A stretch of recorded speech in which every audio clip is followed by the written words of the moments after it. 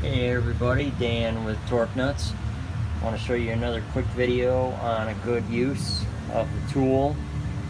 Today I'm working on a 10-speed Mack 2007 CV. I think it's a 713 model.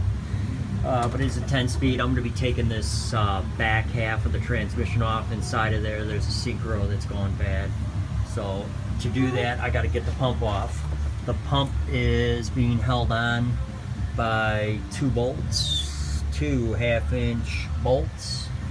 Bolt this flange directly to the PTO. It's got a nice big pump on here. Hydraulic hoses go up to the tank. Truck guys will know exactly what I'm doing here.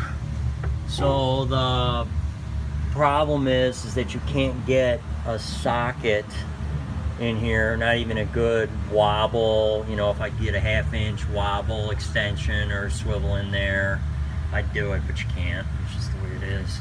So I'm gonna go ahead and use the torque nut. I got the 3/4 inch torque nut, 3/4 inch wrench. Let's put the wrench on there. I'll go ahead and do the box end, doesn't matter. Let's get that baby on there. And I've got my 3/8 ratchet. Hook that into there. There we go.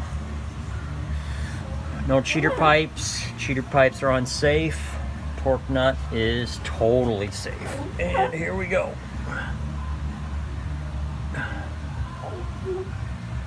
Okay, there we go. So that easy. You're not killing yourself trying to break it free.